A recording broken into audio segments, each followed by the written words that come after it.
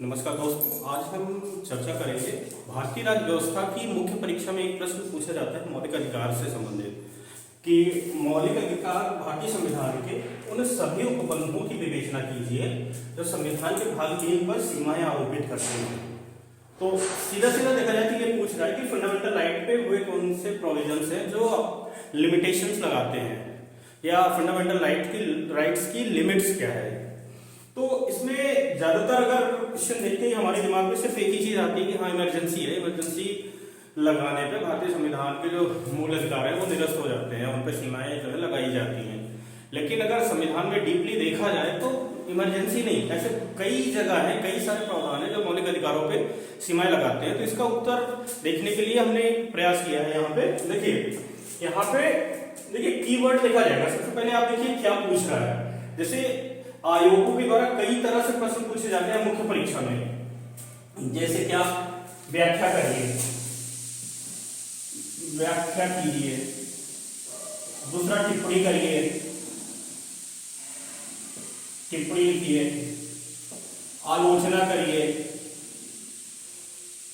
समालोचना करिए, स्पष्ट करिए।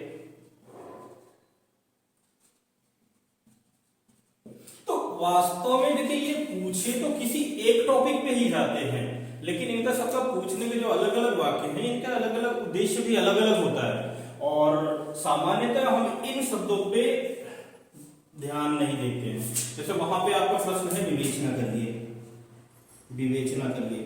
हम सीधा क्या देखते हैं, क्या पूछा, अच्छा संविधान में मूल अधिकार का पूछा और समझा, हम लग गए अपना लिखने। क्या पूछा ये ध्यान ही नहीं दे रहे हैं, क्या कीवर्ड है, क्वेश्चन में कितने पार्ट हैं, क्या नहीं, इसमें ध्यान नहीं देते। हम सीधा बस टॉपिक मिला नहीं लिखना शुरू कर दिए और लास्ट में ये होता है कि हम जब परीक्षा दे के आते हैं ना तो हमें तो लगता है कि हाँ हमने पूरा प्रश्न किया है, बहुत अच्छा किया है, लेकिन लास्ट में ये होता है कि नंबर ही नहीं मिल रहा है। तो फिर हम आयोग को पूछते हैं या फिर वो करते हैं कि यार क्या हुआ, मतलब हमें अच्छा नंबर नहीं मिला या मैंने लिखा इतना अच्छा था, कॉपी अच्छे से नहीं चेक हुई, बहुत सारी चीजें हुई।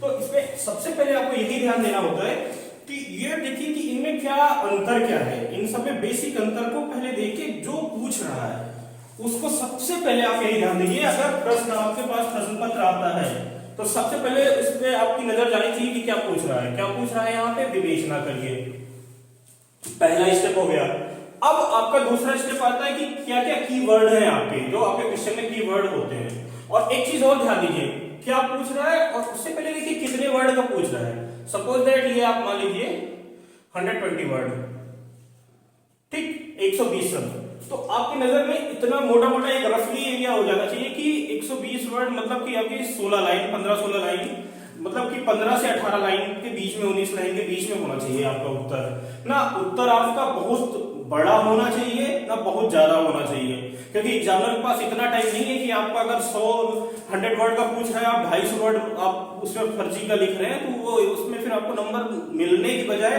बाकी प्रश्नों में जिसमें आपने बहुत अच्छा लिखा है फिर वो आपको जनरल मार्किंग कर देगा। तो प्रश्न बहुत सीमित शब्दों में होने चाहिए, फालतू की चीजें उलझाने वाली नहीं होनी चाहिए, या बार बार चीजों का मतलब वाक्यों का रिपीटिशन नहीं होना चाहिए। जैसे इसमें मौलिक अधिकार दिया है ना, तो आप सीधा यही करिए, भारतीय संविधान में मौलिक अधिकारों की व्याख्या की गई है, भारतीय संविधान के भाग 3 में मौलिक अधिकार दिए गए हैं, भारतीय संविधान के भाग 3 में मौलिक अधिकार अनुच्छेद 12 से लेके 35 तक दिए गए। तो इस तरह से वाक्यों का रिपीटिशन नहीं होना चाहिए, कम शब्दों में अधिक तथ्यों का अधिक अच्छे से स्पष्टीकरण होना चाहिए। आप ये एक शब्द कर सकते हैं कि भारतीय संविधान के भाग 3 में मौलिक अधिकारों का वर्णन अनुच्छेद 12 से लेके अनुच्छेद 15 तक किया गया है। मतलब ये कोशिश करिए कि फालतू शब्द ना आए आपके आंसर राइटिंग में, कि वो बस किसी तरह से कोरम पूरा कर रहे हो, सामने एग्जामिनर के मन में हाँ ये लगे कि हाँ ये अभिव्यक्ति सही रूप से कर रहा है और ये सही समझ रहा है कि हम क्या पूछ रहे हैं।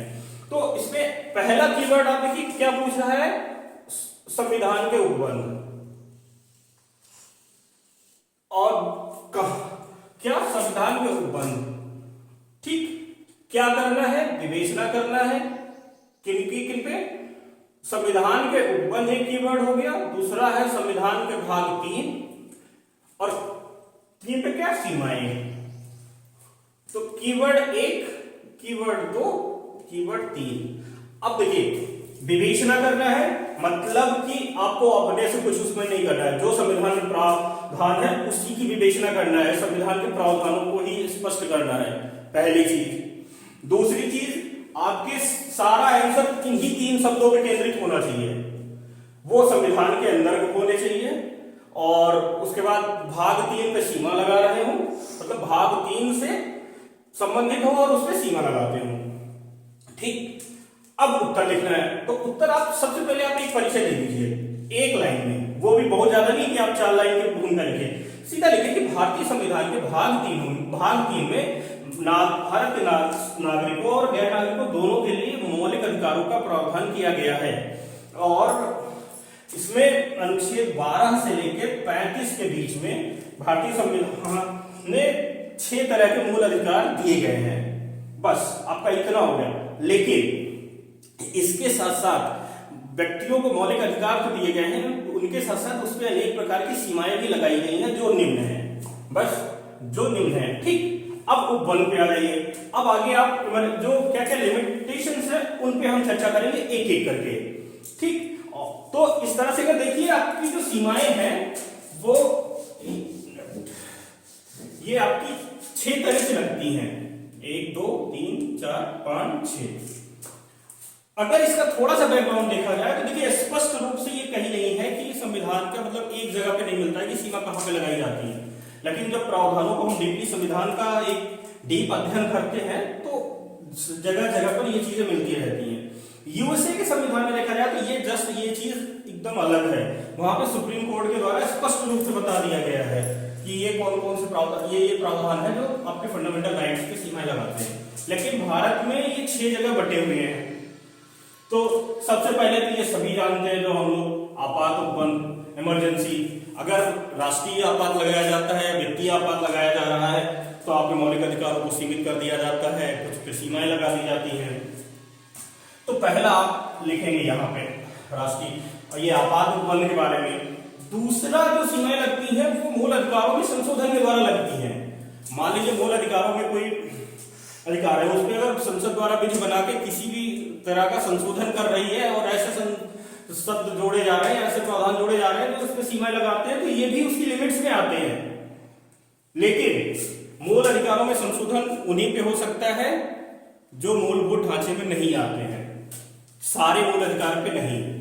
तो दूसरा आपका आ जाएगा मूल अधिकारों में संशोधन के द्वारा, जैसे 13 2 और 3 जोड़ा गया है अनुच्छेद 368 के द्वारा, तो उसमें ये सीमाएं आरोपित करते हैं। अगला आपका आता है रीजनेबल रिस्ट्रिक्शंस इन आर्टिकल्स।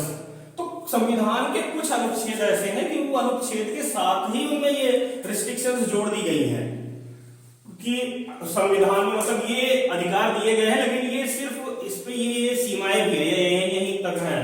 इसके लिए जैसे एग्जांपल आपका आर्टिकल 15, आर्टिकल 19 और आर्टिकल 25 में ये रिस्ट्रिक्शंस दिए गए हैं, आप इनका वर्णन कर देंगे। उसके बाद अगला जब आपका आता है आर्टिकल 31। आर्टिकल 31 जो 31 था वो तो हटा दिया गया था, लेकिन उसके साथ साथ कुछ जोड़े भी गए हैं, जैसे आर्टिकल 31A, 31B, 31C।